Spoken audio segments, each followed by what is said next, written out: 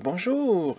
Aujourd'hui, dans cette autre vidéo à propos de présentation des modems que j'ai en ma possession, aujourd'hui, je vais vous présenter le modem Ace Acura 14.4 plus Fax 14.4. Ce modem peut aller jusqu'à la vitesse maximale de 14,4 kilobits par seconde et la même vitesse pour les fax, parce que, beaucoup de modems peuvent faire fax. Donc, comme ça vous évite d'avoir à avoir un fax en votre possession. Vous pouvez simplement envoyer les fax à partir du modem, mais pour ça, il vous faut le programme approprié, bien entendu.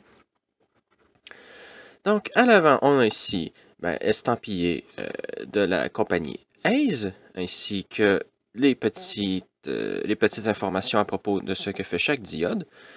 Donc, je crois que je vais le faire pour chacune des vidéos, vu que les gens ne vont pas regarder nécessairement ces vidéos-là dans l'ordre. Donc, je vais répéter le nom de chaque fonction des diodes pour que vous sachiez ce que c'est.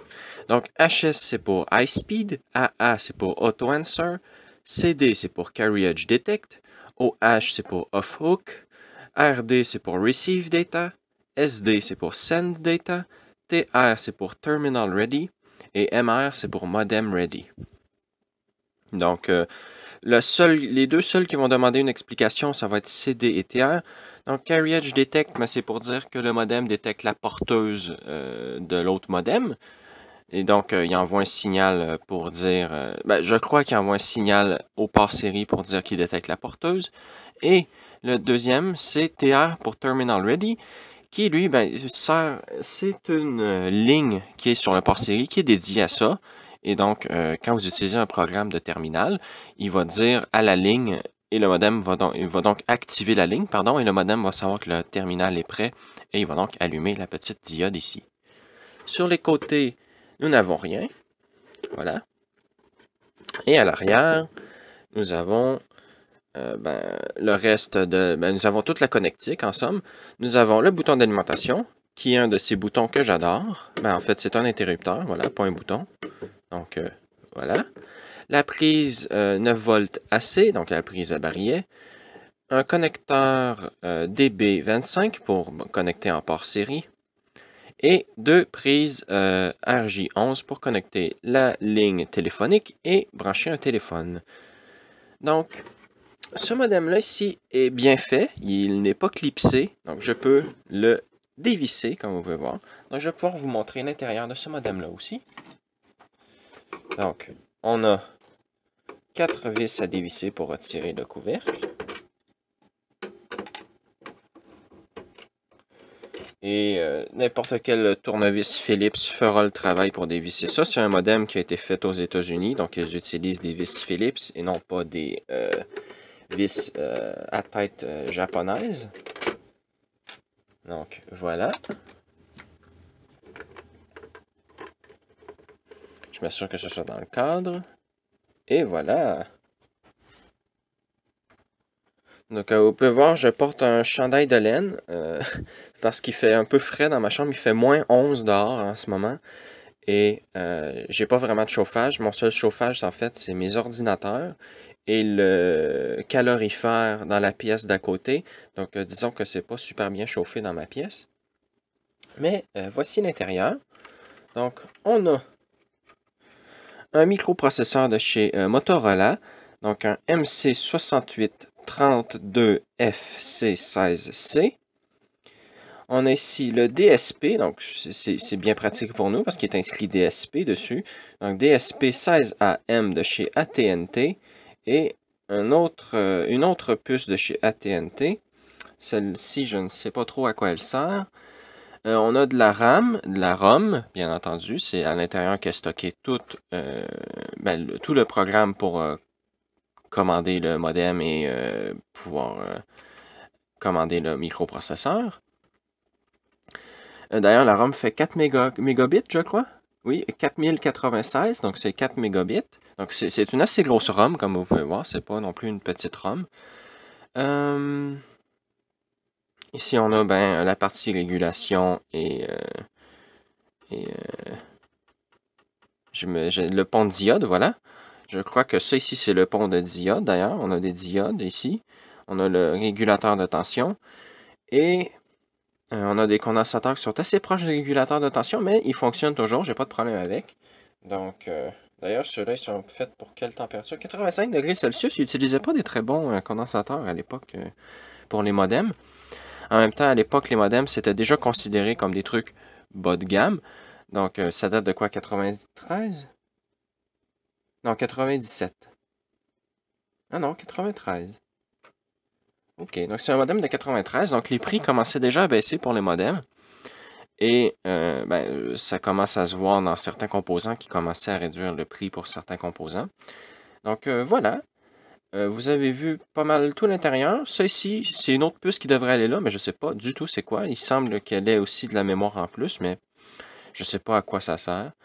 Donc voilà, je crois que le plus gros a été montré et expliqué. Donc je vais remonter le modem, donc c'est tout simplement le revisser et je reprends. Donc on va allumer le modem. Celui-là ne met pas trop de temps à s'initialiser. Ah ben si je branchais le bloc d'alimentation, ça irait peut-être mieux. Bien, donc le bloc d'alimentation a été connecté et on peut maintenant allumer le modem. Et voilà, il est déjà prêt. Donc on va positionner la caméra et on va aller dans sudo minicom et on va taper AT. Il nous répond OK, donc AP. Je vais réduire un peu la vitesse. 38 400, ça devrait être suffisant. Donc on refait AT. Et ATL3, je vais mettre le haut-parleur le plus fort possible. Vous allez voir, comme vous avez vu quand j'ai démonté le modem, il y a un gros haut-parleur dedans et il est très fort. Donc je vais vous laisser écouter. Donc ATDS égale 0 et on fait entrer.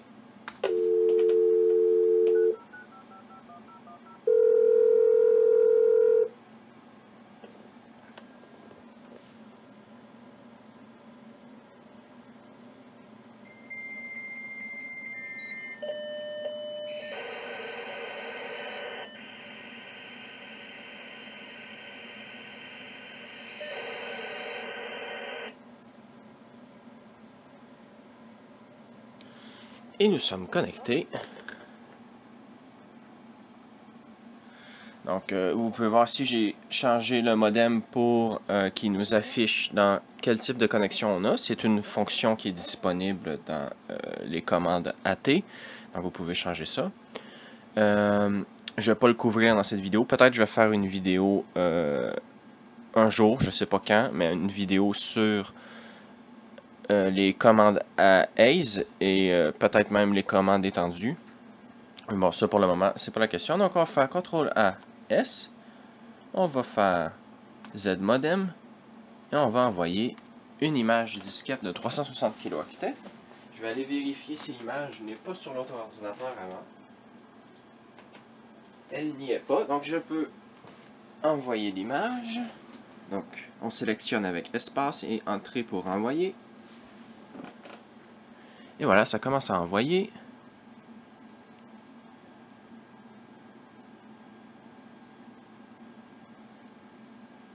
Et je vais mettre ça sur pause le temps que ça se fait.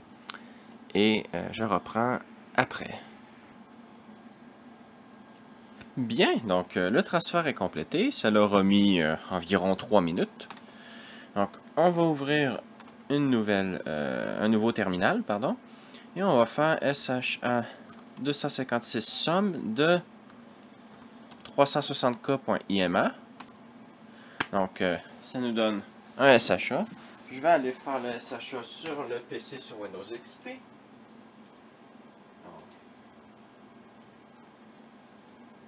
Donc, sur Windows XP, ça se termine en FDB9D9. Et sur le portable, c'est FBD9D9 aussi. Donc, je ne vais pas lire toute la chaîne de caractères, mais je vais supposer que ça veut donc dire que le truc a bien été envoyé et qu'il n'y a pas eu de problème. Donc, le fichier est 100% identique au fichier de base. Donc, et je crois que c'est pas mal tout pour cette vidéo de présentation du Ace Acura 144. Donc, en espérant que vous avez apprécié cette petite vidéo, et à la prochaine.